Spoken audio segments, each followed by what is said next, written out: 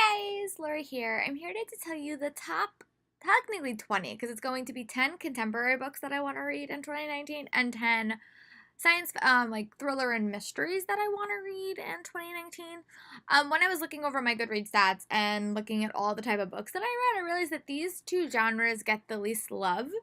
I don't read these books very often. I tend to read them a lot over the summer. But I don't read them enough. So I have a lot of backlist titles in both of these categories that I really, really want to finish. And I want to just chat about them and kind of keep myself honest. So yeah, these are category based, and I'm going to have a big list at the end of January, which is like the top 10 books that I must read this year. And I'll be pulling from all my various lists. But the first book I'm going to chat about is Saint Anything by Sarah Dessen. This is like one of her last novels she's published. She has one more after this, but this is about a girl named Sydney. And I know like her family's gone through like a hard time. But after a drunk driving accident had crippled the boy, Peyton serving some serious jail time. Sydney is on her own, questioning her place in her family in the world. When she meets the Chatham family, Sydney experiences unquestioning acceptance for the first time. There are variations. But when she meets this family, she feels very accepted, but things start happening. It's a contemporary, but I bought it like a few years back, and I know that it's definitely probably one of her more emotional contemporaries, but I'm super excited for it. I had less success with her first book, Moon and More. So hopefully this book and my next one I have a little bit more success, but this one seems very like very more emotional. So, and I tend to like those books. So hopefully I like this. And going on the same vein, Sarah Dessen Once and For All, which is currently her last published novel. And this is about, I actually met her 2 years ago, and this is the book I got signed. And this is about her girl named Luna, and her mom's a wedding planner, and this takes place over the summer when she's trying to plan a wedding. I'm sure a cute romance occurs. But yeah, I'm really excited to finally get my hands on this book and read it. So hopefully this year it gets done. I can read a few more Sarah Dessen. That same event, I also picked up Windfall by Jennifer E. Smith. I have not finished all of Jennifer E. Smith's books, but this is her newest book. She is coming out with one this year, which I don't remember the name of. I think it's Field Notes. I think it has Field Notes in the title. But this is about a girl named Alice. And when her and her best friend buy a lottery ticket and they win, some drama, hilarity, and heartfelt things occur. So I'm really excited to hopefully dive into this one as well. And this was a new pick for me. I got this from, it's called Tamara Islands and Little Do We Know. I don't know much about this. I know that Hannah and Emery are friends. They haven't spoken because of a situation that has happened. But one day when their friend Jason is found on the side of a road in an accident, compels them all to work together, and secrets are revealed, and it's kind of like a book taking place over one night. So I'm really curious to get my hands on this. I've heard great things about Tamara Islandstone's writing, and this sounds like an emotional contemporary that I really just need in my life. Another book that I really want to read is Love and Gelato by Jenna Evans Welsh. I read Love and Luck and found it adorable. This book is actually set in Italy. And I know the end of this book because Love and Luck was like a direct sequel, but I'm really excited to read it and get Lena's story. And I have never been to Italy myself, so maybe this book will just give me some Italian feels that I've been dying for. And another book that my friend Tiffany recommended was Speak Easy, Speak Love, which is a much ado about nothing 1920s retelling. It's about the Prohibition era, and it's supposed to be super fun, and I know that she really liked it, and she recommended it to me, so hopefully I will like it. I fell off the Katie McGarry bandwagon last year. I just didn't read anything by her, which is so sad. So I have to read Say You'll Remember Me by Katie McGarry. This book follows Drix and Elle, and I know that there is some really intense things that happen, so I'm really excited to finally read this. And then her new novel, this book title got changed. It's no longer called Breathing, it's called One Breath at a Time, I think. But it's the same book, so hopefully I'll get to read this, and I'm definitely going to be picking up a finished copy when I finally do read it. But overall, these are my top 10 contemporary books that I hope to read in 2019. Most of these books are already out, so it's not like the 2019 releases. I know a bunch of people are doing lists like that, so be sure to go check out their list. But I'm just giving you all the backlist titles for these that are currently on my list. But yeah, so let's get into the thriller and mystery books that I want to read in 2019. So these are the 5 or 7 books that I have had on my shelf for a while that are all like mystery and thriller themed.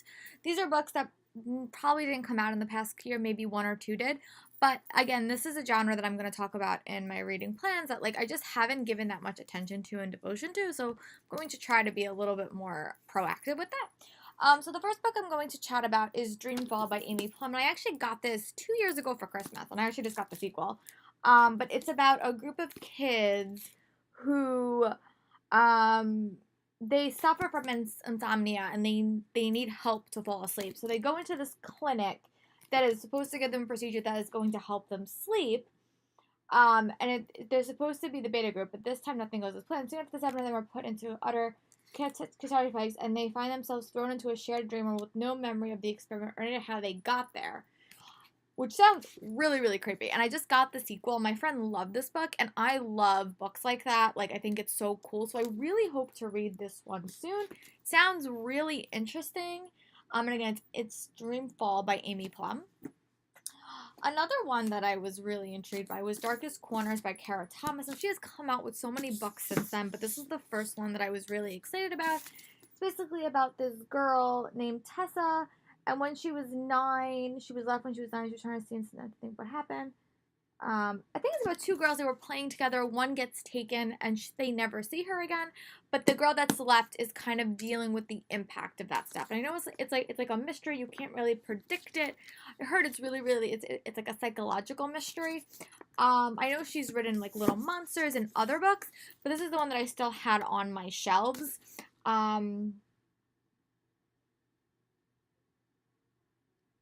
But yeah, so basically they were taken together. They came back. They never spoke about it ever again. After the trial, Callie drifted and Tessa moved, and childhood friends were just away with her. But ever since she left, Tessa has had questions. Things have never quite added up, and now she has to go back to Fayette, to Wise Stokes sitting on death row, to Lori Kellogg, Callie's dead cousin, and to the one person who may know the truth. Only the closer Tessa gets to figuring it all out, the closer she gets to the killer, and this time it won't be so easy to run away. Which is really cool. I really hope that I get to read this book soon as well. And this is a massive recommend by Super Space Chick. It's called This Is Our Story. And it's about this girl named Kate. And she is like interning at the district attorney's office, where I think it's her uncle works. And one night, these 4 boys, they go into the woods, and 1 boy gets shot, and only 4 come out. And she's kind of trying to figure out the mystery. So this was like one of Super Space Chick's favorite thrillers of all time, and I'm really hopeful that I will like it. I've had this book for a while as well, so I really hope that I get to read it. And as I said, thrillers are not the genre that I normally read, but I'm really hopeful that I get to read it soon. Another one is Liars Inc. by Paula Stokes, and this is this book has a male as lead character, which doesn't often happen, and he's a guy that tends to sell lies for his classmates. So he sells lies that everyone will think that are real, which is kind of interesting. And he forges permission slips and all that stuff. But when his best friend wants a cover story and Max writes it, the next thing you know, Preston winds up dead, and Max is the #1 suspect in his disappearance and murder. So that's really sounds interesting. It's such a short book too. I really hope that I get to read it soon. And I know that Paula Stokes has written other books since then, but overall, I'm really excited for all these thrillers. The next one that I've had on my list forever is Dangerous Goals by Abigail Haas, and this book reminds me so much of the Amanda Knox case. So I'm really hopeful that I like it. I'm a little bit leery going into this book because I know that these books tend to have really unlikable main characters, but I'm willing to give it a chance to see if I like it, but I've had this book on my shelf for like a while as well. The next book on this list is How to Disappear by Anne Rice Sampler. This is about a girl, Nicoletta Holland, who she winds up having to go on the run because people think that she's killed somebody. And someone's trying to hunt her down. So this sounds like a really interesting thriller that I've had on my shelves for a couple of years right now. But I've heard really good things about it. So really, hopefully that I get to read this book soon. Another book along with Ashley Elston is The Lying Woods by Ashley Elston. And I know that this book also has a male as a lead, which I don't read very often. I know that from what I heard from Super Space Chick and Alexa, this book is more of a contemporary and less of a thriller, but there is a mystery element, which I'm intrigued by. And I know it's about this girl named Owen. He is very, very well off. He's, very, very well off. His family's very, very well off. But when it's revealed that his father has been siphoning money from the company that he works in, he has to return to the town where his father has been taking this money. And I'm sure it's like a really intense story, and there's a little bit of a mystery, which I'm really curious to unraveling.